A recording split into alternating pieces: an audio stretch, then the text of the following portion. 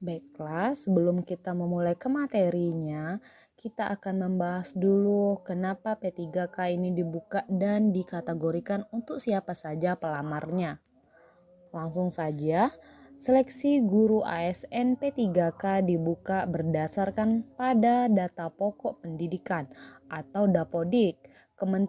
Kementerian Pendidikan dan Kebudayaan mengestimasi bahwa kebutuhan guru di sekolah negeri mencapai 1 juta guru, di luar guru PNS yang saat ini mengajar. Pembukaan seleksi untuk menjadi guru ASN P3K adalah upaya menyediakan kesempatan yang adil bagi guru-guru honor yang kompeten agar mendapatkan penghasilan yang layak. Pemerintah membuka kesempatan bagi 1. Guru honor di sekolah negeri dan swasta termasuk guru tenaga honor kategori 2 yang belum pernah lulus seleksi menjadi PNS atau P3K sebelumnya. 2. Guru yang terdaftar di data pokok pendidikan atau Dapodik, lulusan pendidikan profesi guru saat ini tidak mengajar.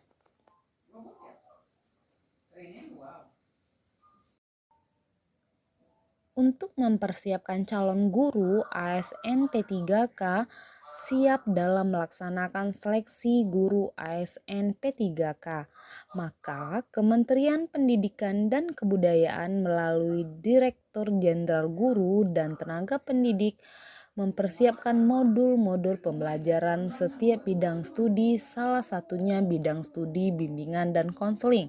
Nah, inilah yang akan kita bahas tentang modul tentang bimbingan dan konseling.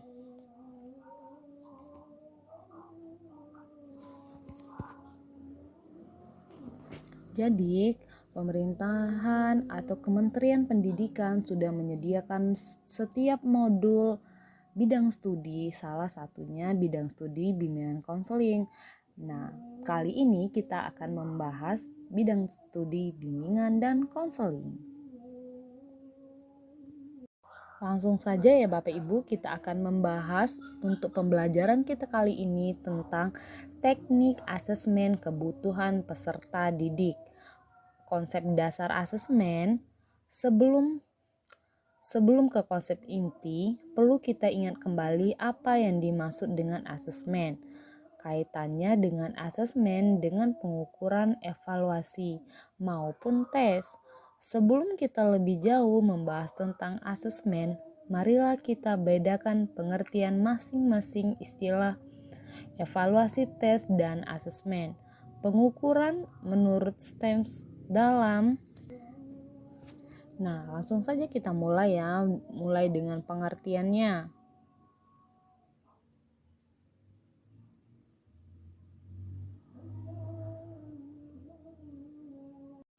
Pengertian ini mengandung makna asesmen merupakan metode yang sistematis untuk memperoleh informasi dari tes atau sumber lain, seperti tes yang terstandar, skala penilaian, observasi, wawancara, teknik, klasifikasi, dan catatan tentang konseli, sehingga membantu guru bimbingan dan konseling dalam memahami konseli yang dilayani. Berdasarkan pengertian di atas, maka kita bisa menyimpulkan pengertian asesmen bila dikaitkan dengan bimbingan dan konseling adalah suatu metode sistematis yang dilakukan oleh guru bimbingan konseling untuk memahami karakteristik lingkungan dan segala sesuatu yang berhubungan dengan konseli melalui berbagai teknik seperti tes dan non-tes, atau di dalamnya observasi, skala penilaian, wawancara, catatan, dan teknik non-tes lainnya, sehingga guru bimbingan konseling memperoleh informasi secara mendalam konseli yang dilayani. Nah, topik kita kali ini kita akan membahas tentang apa itu teknik tes dan non-tes. mulai dari observasinya, skala penilaian, wawancara, catatan, dan teknik non-tes lain sehingga guru bimbingan konseling memperoleh informasi tersebut.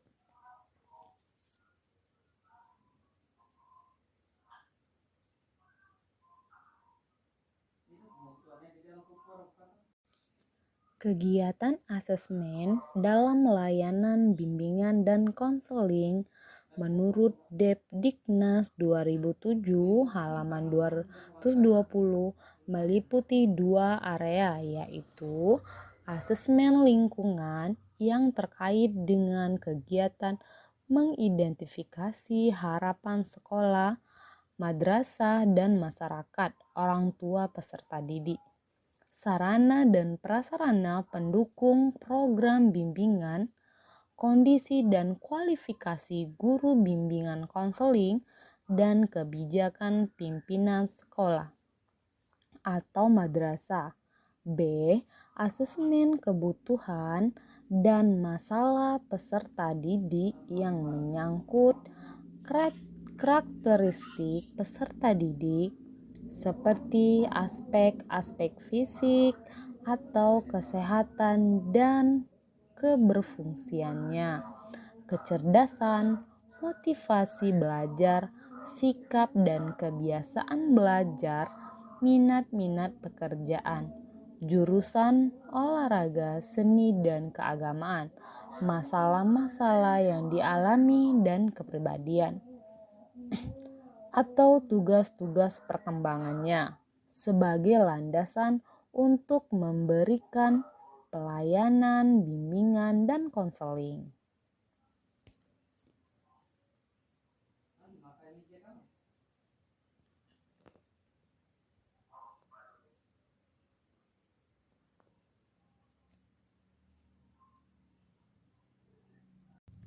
Langsung saja kita masuk ke teknik tes.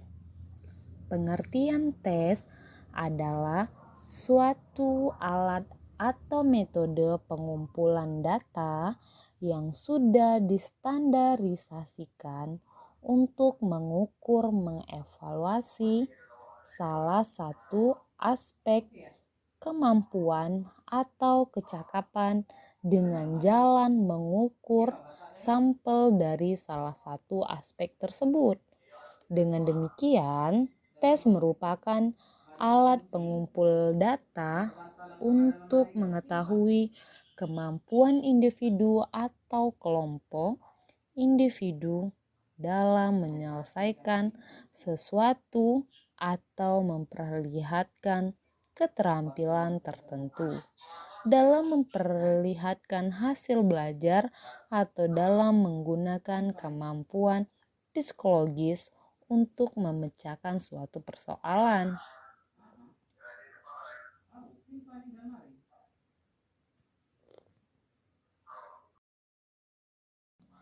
Nah, sekarang kita harus mengetahui apa sih kegunaan tes psikologi tersebut. Langsung saja, tes psikologi kegunaannya untuk berbagi tujuan yang dapat digolongkan dalam kategori yang lebih umum menurut Domino 2006-02. Banyak penulis mengidentifikasi 4 kategori, yaitu klasifikasi, classification, pemahaman diri atau understanding, evaluasi program atau program evaluasi, dan penelitian ilmiah scientific inquiry. Nah, nanti kita akan membahas ini ya Bapak Ibu. Untuk di materi kali ini sangat menarik.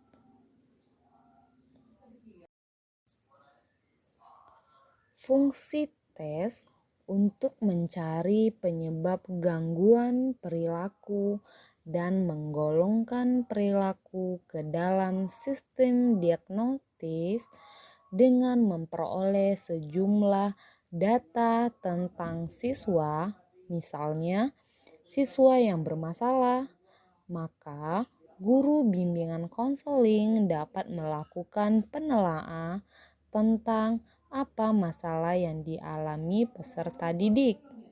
Dalam bidang apa masalah itu ada? Apa yang melatar belakangi masalah itu? Alternatif apa yang diperkirakan cocok untuk membantu menyelesaikan masalahnya? Kepada siapa konseli harus dirujuk?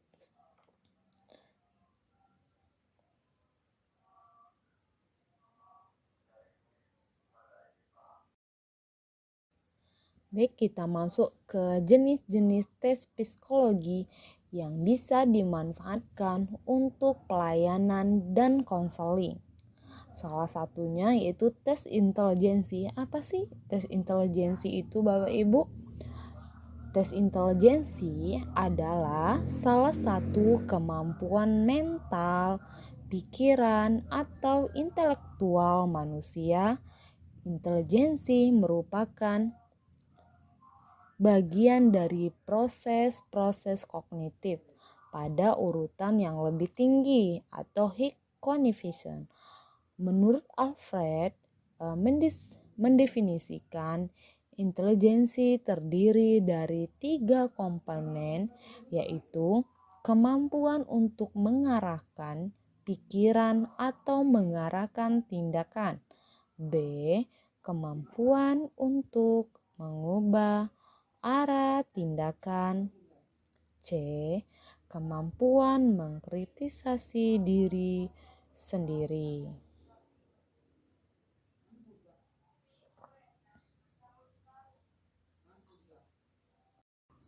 Jenis-jenis tes intelijensi ternyata ada beberapa, Bapak Ibu. Akan dijelaskan sebagaimana berikut. 1. Tes SPM. Tes ini merupakan salah satu jenis tes intelijensi yang dapat diberikan baik itu secara individual atau kelompok. Tes ini dirancang oleh J.C. Raven dan diterbitkan di London pada tahun 1960. Tes SPM merupakan tes yang bersifat nonverbal. Hal itu tampak pada item-item soal yang bukan merupakan tulisan atau bacaan, melainkan dari gambar-gambar, Bapak Ibu. Tes SPM terdiri atas 5 seri dan tiap seri terdiri atas 12 item soal.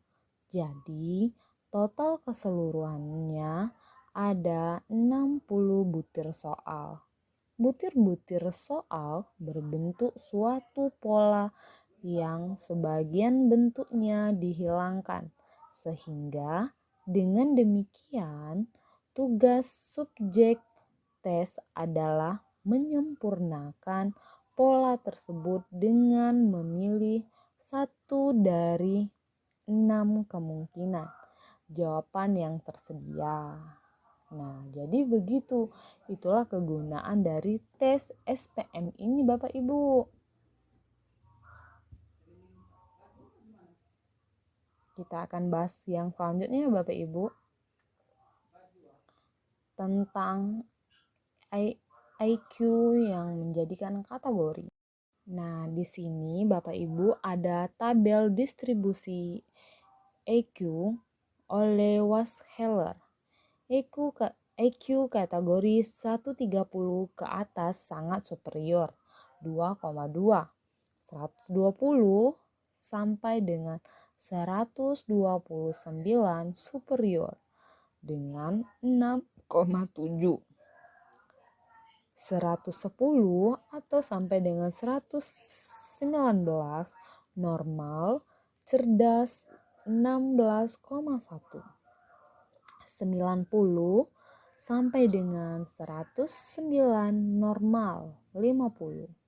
80 sampai dengan 89 normal kurang cerdas 16,1. 70 sampai dengan 79 perbatasan 6,7.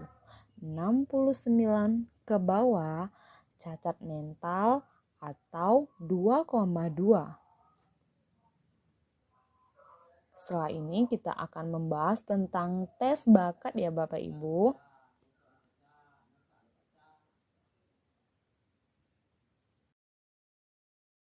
Nah, tentang tes bakat ini, sebelum kita membahas apa itu tes bakat, kalian harus tahu sudah pernah belum Bapak Ibu mengukur tes bakat? Tes bakat muncul dikarenakan adanya ketidakpuasan pada tes intelijensi yang hanya memunculkan skor tunggal yang disebut EQ. Karena hasil EQ belum dapat memberikan gambaran kemampuan individu di masa mendatang, bakat dalam konteks tes bakat ini didefinisikan oleh Ben 1982 sebagai suatu kondisi atau seperangkat karakteristik sebagaimana yang tampak dalam simptom kemampuan dasar yang bersifat individual di mana dengan melalui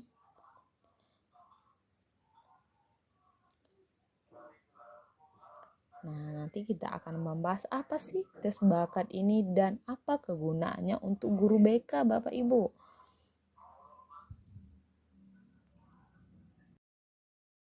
Nah, sekarang kita mengetahui tes bakat banyak digunakan para guru bimbingan konseling dan pengguna lain karena memiliki manfaat di antaranya A. Mengidentifikasikan kemampuan potensial yang tidak didasari individu. B. Mendukung pengembangan kemampuan istimewa atau potensial individu tertentu. C. Menyediakan informasi untuk membantu individu membuat keputusan pendidikan dan karir atau pilihan lain di antara alternatif-alternatif yang ada. D. Membantu memprediksi tingkat sukses akademik atau pekerjaan yang bisa diantisipasi individu, berguna mengelompokkan individu-individu dengan bakat serupa bagi tujuan perkembangan kepribadian dan pendidikan. Nah, begitu Bapak Ibu, kegunaan dari tes bakat untuk guru bimbingan dan konseling.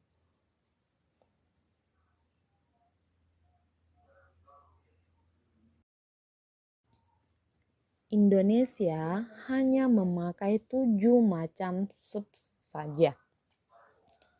Nah, salah satunya adalah A. Tes berpikir verbal. Ada yang tahu sebelumnya apa itu tes berpikir verbal? Nah, kalau menurut Mugiarso dan Sunawan, tes berpikir verbal yaitu tes yang disusun untuk melihat seberapa baik seorang dapat mengerti ide-ide dan konsep-konsep yang dinyatakan dalam bentuk kata-kata.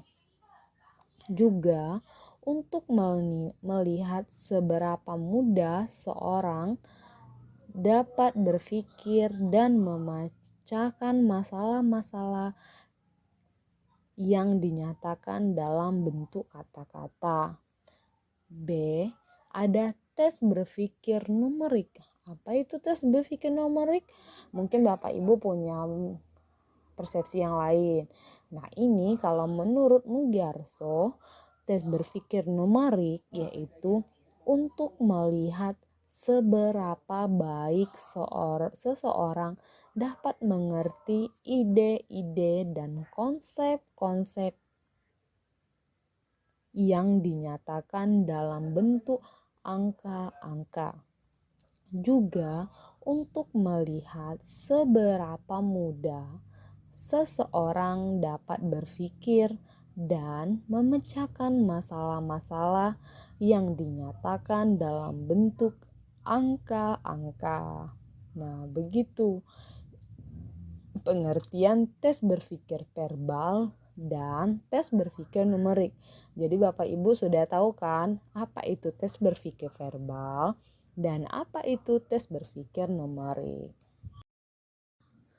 Selanjutnya ada tes kemampuan skolastik dan tes berpikir abstrak. Nah, kali ini ada yang tahu apa itu kemampuan skolastik selain yang ada di depan layar kalian Bapak Ibu? Nah, di sini tes kemampuan skolastik untuk mengukur seberapa baik seseorang kemampuan menyelesaikan tugas-tugas skolastik, mata pelajaran dan persiapan akademik. D. Tes berpikir abstrak untuk mengukur seberapa baik seseorang mengerti ide-ide dan konsep yang tidak dinyatakan dalam bentuk angka-angka dan kata-kata. Juga dirancang untuk mengetahui seberapa baik atau seberapa mudah seseorang memecahkan masalah-masalah meskipun tidak berupa kata-kata atau angka. Nah, sekarang gimana Bapak Ibu? Apakah sudah tahu apa beda dari tes kemampuan skolastik dan tes berpikir abstrak? Kalau saya tes kemarin untuk tes P3K, 2 materi ini masuk Bapak Ibu. Jadi tolong dipahami dan ingat ya Bapak Ibu, siapa tahu di tes nanti soal ini materi ini bakalan masuk.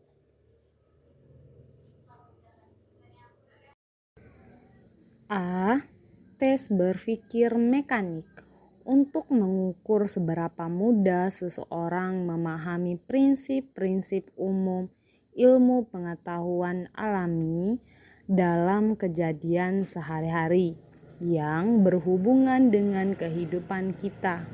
Juga seberapa baik kemampuan seseorang dalam mengerti tata kerja yang berlaku dalam perkara sederhana, mesin dan peralatan lainnya. B. Tes relasi ruang untuk mengukur seberapa baik seseorang dapat menvisualisasi, mengamati, atau membentuk gambar-gambar mental dari objek-objek dengan jalan melihat pada reng-reng 2 dimensi. Juga seberapa baik seseorang berpikir dalam 3 dimensi. C. Tes kecepatan dan ketelitian klerikal mengukur seberapa cepat dan teliti seseorang dapat menyelesaikan tugas tulis-menulis, pekerjaan pembukaan, atau ramu-meramu yang diperlukan dalam pekerjaan di kantor, gudang, perusahaan, dan dagang.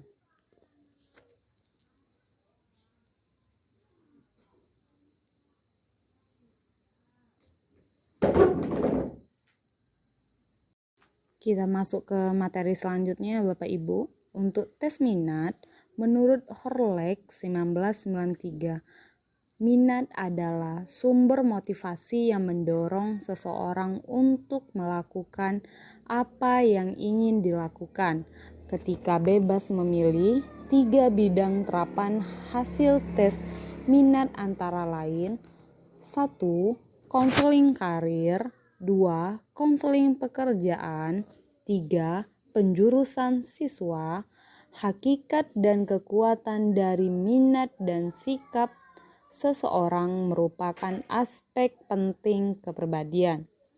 Karakteristik ini secara material mempengaruhi prestasi pendidikan dan pekerjaan.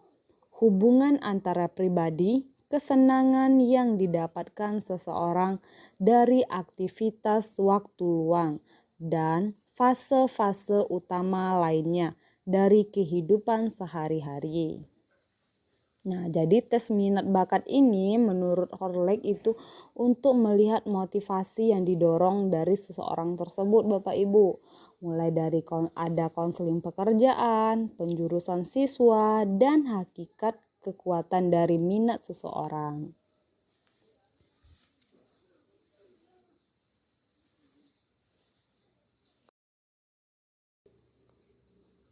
Langsung saja kita masuk ke jenis minat yang diungkap melalui tes Kuder. Meliputi A. Outdoor, yaitu berkenaan pekerjaan-pekerjaan yang dilakukan di luar ruangan. B. Mechanical, yaitu berkenaan dengan pekerjaan mekanik.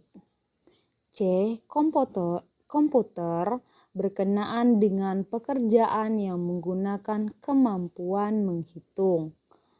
Science berkenaan dengan pekerjaan ilmiah. Yang persuasif berkenaan dengan pekerjaan yang memerlukan kemampuan diplomasi atau persuasi. F. Arsitek berkenaan dengan pekerjaan seni. G. Literati berkenaan dengan pekerjaan yang berhubungan dengan bahasa dan sastra. Musik berkenaan dengan pekerjaan yang berhubungan dengan musik. Yang terakhir social service berkenaan dengan pekerjaan yang berorientasi pada pemberian pelayanan kepada masyarakat. Sedangkan klerikal berkenaan dengan pekerjaan administrasi. Nah, menurut tes Kuder ini ada 7 tes minat dan atau jenis minat yang dimiliki oleh seseorang tersebut.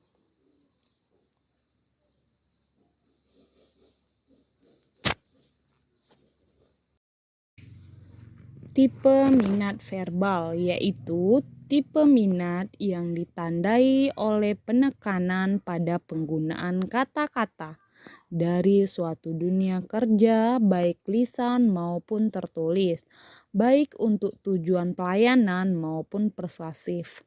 B. Tipe minat manipulatif, yaitu apabila pekerjaan itu menuntut syarat penggunaan tangan di mana individu mengalami kepuasan bekerja dengan benda atau objek-objek. Sedangkan yang C, tipe minat komputasional yang menggabungkan antara penggunaan kata dan benda yang berisi item-item yang berhubungan dengan simbol atau konsep angka. Nah, di sini ada 3 tipe ya seperti yang kita ketahui.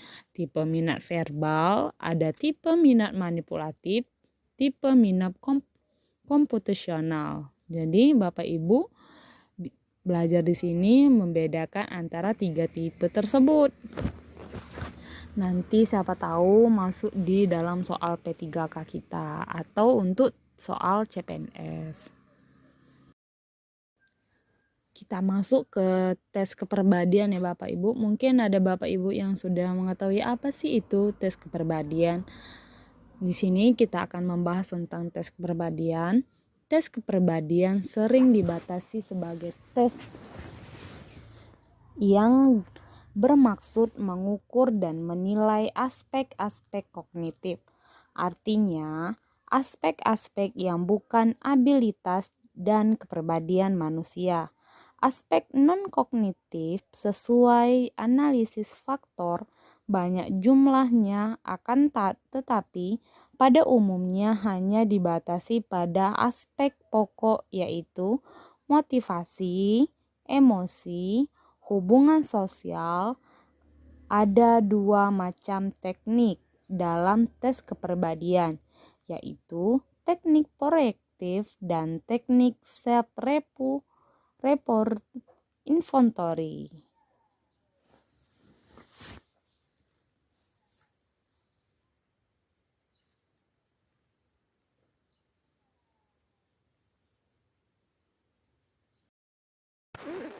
pengkomunikasian informasi hasil tes dalam konseling.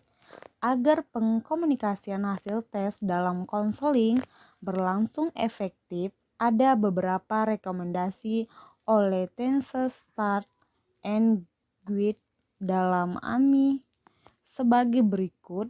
Hendaknya konseling ditempatkan sedemikian rupa agar mereka berada dalam suasana yang tenang dan tentram.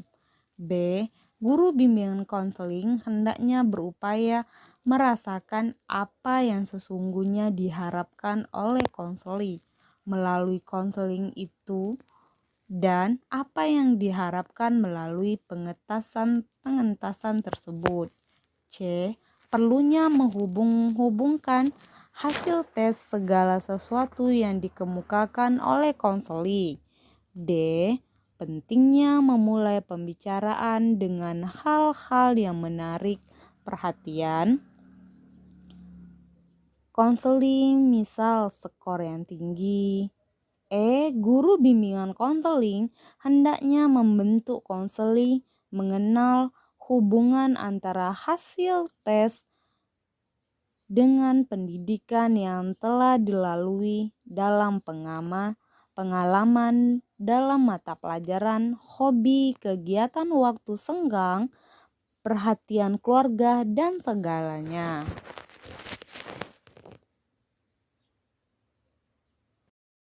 F.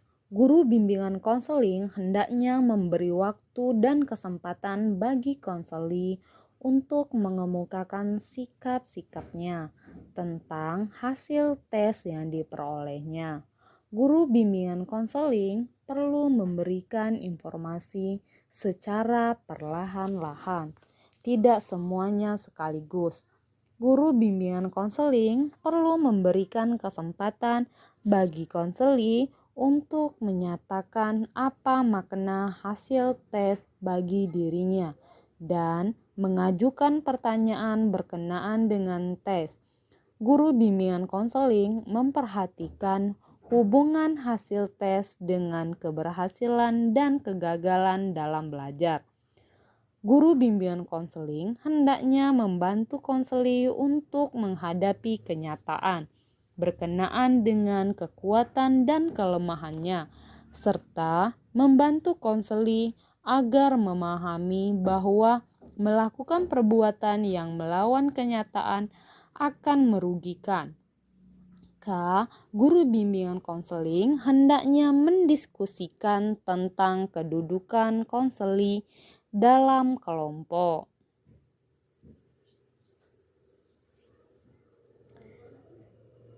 Nah, di sini kita sudah mengetahui ya apa dari kedudukan atau pekerjaan dari konseli tersebut.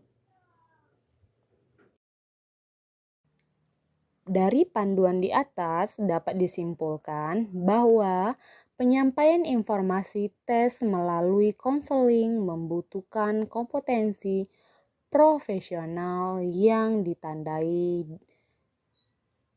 dengan sertifikat sebagai tester yang didapat dari mengikuti program pelatihan sertifikat tes. Minimal program yang diselenggarakan APKIN bekerja sama dengan universitas negeri. Setelah Bapak Ibu mempelajari teknik tes, harapannya Bapak Ibu mampu memilih secara bijak jenis tes yang dibutuhkan dalam layanan bimbingan dan konseling. Nah, ini merupakan kesimpulan dari materi kita yang tadi tentang berbagai tes kepribadian. Kita masuk teknik non-tes. Nah, di dalam teknik non-tes ini salah satunya adalah observasi. Menurut Jumhana, observasi adalah juga diharuskan dilakukan secara sistematis dan bertujuan. Artinya, dalam melakukan observasi, observer tidak bisa melakukan hanya secara tiba-tiba dan tanpa perencanaan yang jelas. Apa tujuannya, bagaimana karakteristiknya, gejala-gejala, apa saja yang perlu diamati, model pencatatannya, analisisnya, dan pelaporan hasilnya. Ini merupakan pengertian observasi menurut Jumhana. Kita masuk hasil observasi dapat digunakan sebagai tolak ukur menyusun program bimbingan dan konseling komprehensif yang bisa disebut dengan need assessment. Selanjutnya kita mengetahui bentuk-bentuk observasi. Ada beberapa bentuk observasi yang bisa dilakukan oleh guru bimbingan dan konseling dan peneliti. Yang pertama, dilihat dari keterlibatan subjek terhadap objek yang sedang diobservasi. Observasi bisa dibedakan menjadi 3 bentuk, yaitu observasi partisipan, observer turut serta atau berpartisipasi dalam kegiatan yang sedang dilakukan oleh observer. Kelebihan observasi partisipan yaitu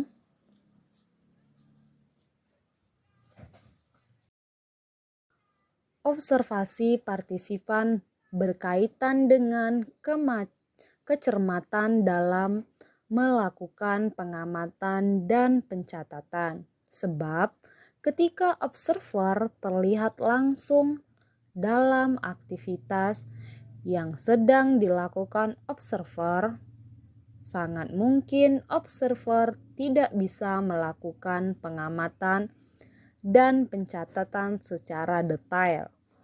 Observasi non-partisipan yaitu observer tidak terlibat secara langsung atau tidak berpartisipasi dalam aktivitas yang sedang dilakukan oleh observer. Kelebihannya yaitu observer bisa melakukan pengamatan dan pencatatan secara detail dan cermat terhadap segala aktivitas yang dilakukan observer. Selain itu, kelemahan yaitu bila observer mengetahui bahwa mereka sedang diobservasi, maka perilakunya biasanya dibuat-dibuat atau tidak wajar. Akibatnya, observer tidak mendapatkan data yang asli. Observasi kuasi partisipan yaitu observer terlibat pada sebagian kegiatan yang sedang dilakukan oleh observer. Sementara pada bagian kegiatan yang lain, observer tidak melibatkan diri dalam kegiatan observer. Jadi begitu Bapak Ibu, kelebihan dan kelemahan observasi partisipan.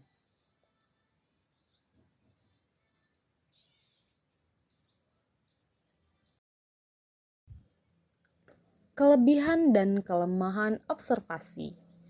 Kelebihannya memberikan tambahan informasi yang mungkin tidak dapat dari teknik lain.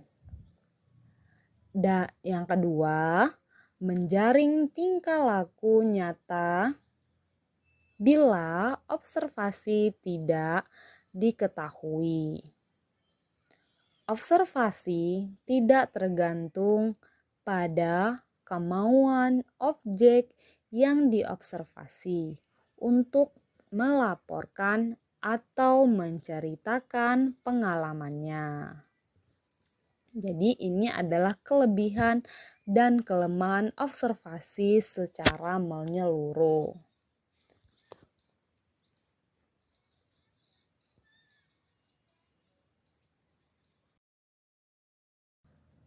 Kelemahan dari observasi yang pertama, keterbatasan manusia menyampaikan hasil pengamatan. Cara pandang individu terhadap objek yang sama belum tentu sama antar individu yang satu dengan yang lain. Ada kecenderungan pada manusia dalam menilai sesuatu hanya berdasarkan pada ciri-ciri yang menonjol.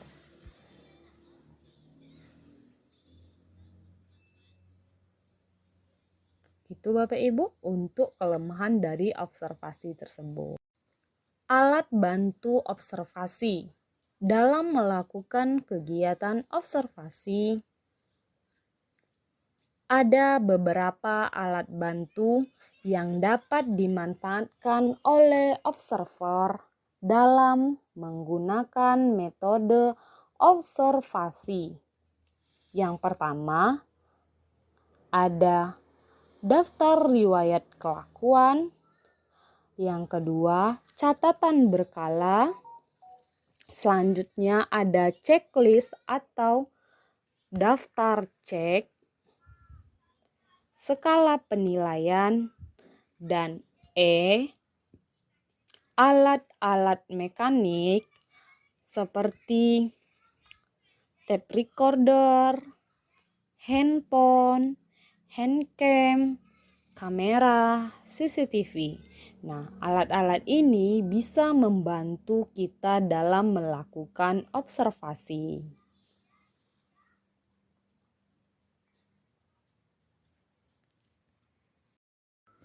Di sini kita akan mengetahui apa daftar cek masalah dalam melakukan observasi. Daftar cek masalah adalah daftar yang berisi sejumlah kemungkinan masalah yang pernah atau sedang dihadapi oleh individu atau sekelompok individu. Daftar cek yang digunakan untuk mengungkapkan masalah lazim dikenal dengan sebutan daftar cek masalah atau DCM. Nah, DCM ini biasanya berbentuk pilihan ganda Bapak Ibu. Ada beberapa pertanyaan yang diajukan untuk siswa yang pada saat itu akan dilakukan daftar cek masalah. Apa saja sih fungsi dari daftar masalah ini untuk siswa dan kegunaannya bagi guru bimbingan konseling? Yang pertama, untuk daftar cek masalah berfungsi A. Membantu individu menyatakan masalah yang pernah atau sedang dihadapi. B. Mensistematisasi masalah yang dihadapi individu atau kelompok. C. Memudahkan analisis dan pengambilan keputusan dalam penyusunan program bimbingan lantaran jelas mana masalah yang menonjol dan perlu mendapatkan prioritas. Memberi kemudahan bagi guru bimbingan dan konseling dalam menetapkan individu-individu yang perlu mendapat perhatian khusus. Begitu Bapak Ibu.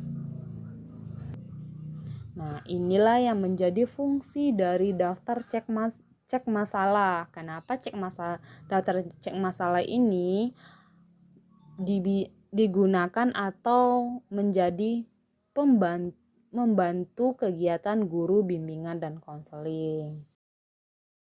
Setelah daftar cek masalah dalam melakukan kegiatan observasi, ada juga wawancara.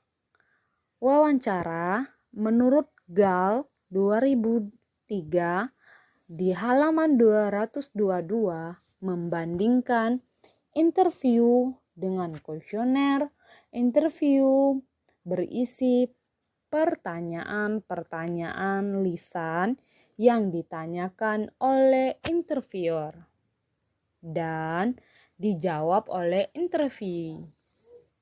Sedangkan kuesioner dalam bentuk tertulis, interview berhubungan dengan manusia secara individual. Namun demikian, dalam perkembangannya juga bisa dilakukan untuk kelompok. Sedangkan pada kuesioner untuk responden dalam jumlah banyak, responden dalam interview menjawab dalam bahasa mereka sendiri. Sedangkan dalam kuesioner berbentuk jawaban. Hadi dan Gal mencatat beberapa kelebihan dan kekurangan interview sebagai metode pengumpulan data. Disarikan berikut. Kelebihan interview yang pertama, sebagai salah satu metode yang terbaik untuk menilai keadaan pribadi. Bila dibandingkan dengan metode observasi, metode ini lebih mampu mengungkap gejala-gejala psikis yang mendasari perilaku individu, yang nampak seperti motif-motif, perasaan, pemahaman, persepsi, dan proyeksi seseorang tentang masa depannya.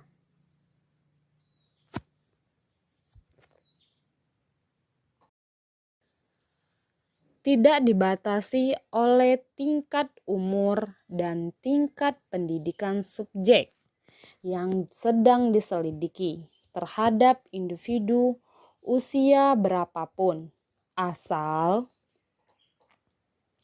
ia mampu berbicara dan mampu memahami pertanyaan yang diajukan interviewer, maka interview bisa dilakukan. Namun, demikian dalam keadaan tertentu, misal interview ketakutan karena berhadapan dengan orang asing atau tidak memahami bahasa yang digunakan interviewer, maka bisa dimanfaatkan pendampingan yang bisa membantu menciptakan rasa aman bagi interviewer dan sekaligus penterjemah.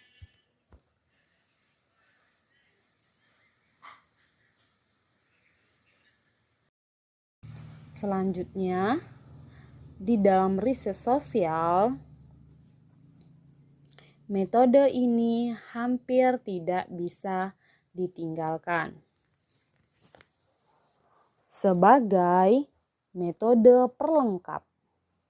Bahkan dalam beberapa kasus difungsikan sebagai metode utama atau primer. Nah, di dalam riset sosial ini ada sebagai metode utama.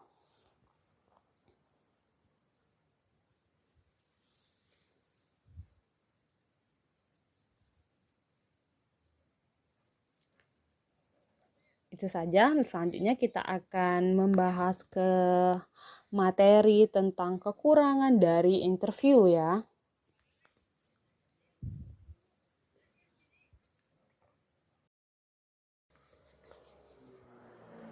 Kita masuk untuk kekurangan interview.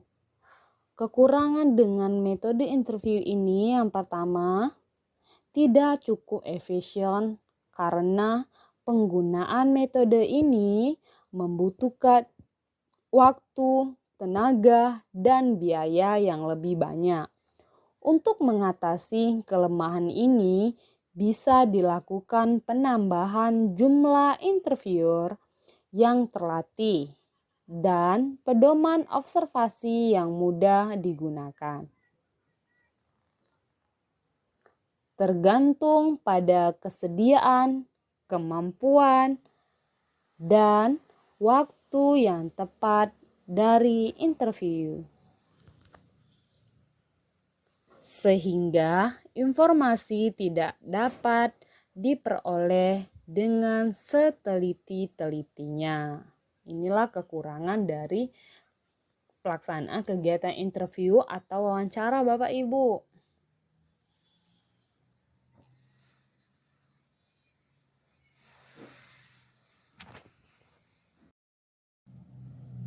Jalan dan isi wawancara sangat mudah dipengaruhi oleh keadaan sekitar yang memberikan tekanan-tekanan mengganggu. Untuk mengatasi masalah ini, guru bimbingan konseling atau peneliti bisa memberi tahukan sebelumnya tentang maksud dan tujuan dari interview dan menjelaskan pula arti pentingnya informasi yang disampaikan oleh interviewer. Membutuhkan interviewer yang benar-benar menguasai bahasa interview.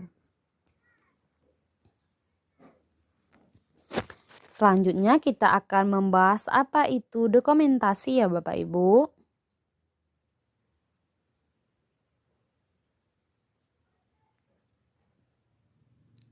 Kita akan membahas dokumentasi. Nah, untuk materi dokumentasi ini, dokumentasi dalam bimbingan dan konseling adalah proses pengumpulan, pemilihan, pengelolaan, dan penyimpanan dokumen-dokumen yang ada atau rapor,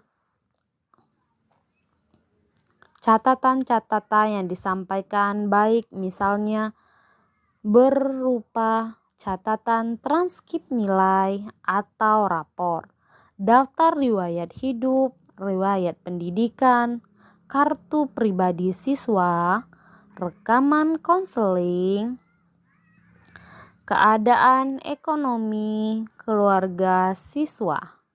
Ini menjadi catatan yang bisa digunakan oleh guru bimbingan konseling untuk melakukan pembuatan pengarsipan.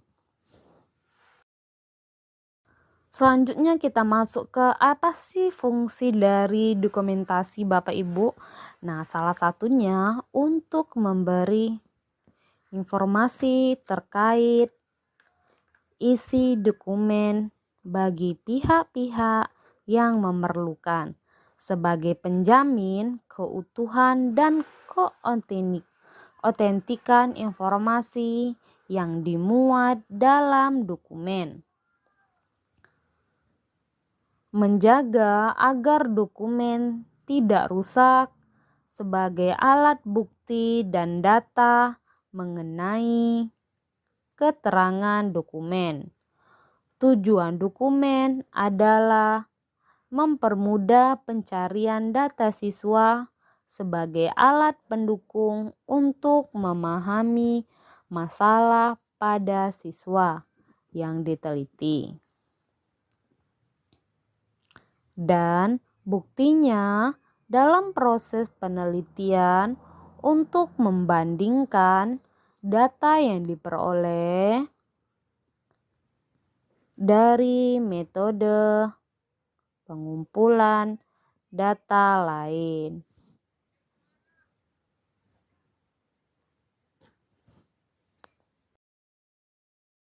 Kita masuk slide ke-40 ya Bapak Ibu. Menurut Record, upaya mendapatkan informasi tentang masa lalu siswa sebagai individu. Kegunaan dari wawancara ini Bapak Ibu. Yang kedua, menyediakan informasi untuk kegiatan kelompok. 3. Penyusunan rencana pelajaran dan pengalaman bimbingan yang diperlukan penilaian tentang perkembangan siswa. Penilaian tentang rencana pekerjaan, penyelenggaraan prosedur administrasi. Pencatatan pengalaman siswa saat ini. Pengelompokan siswa ke dalam kelas, kelompok kegiatan dalam layanan penempatan.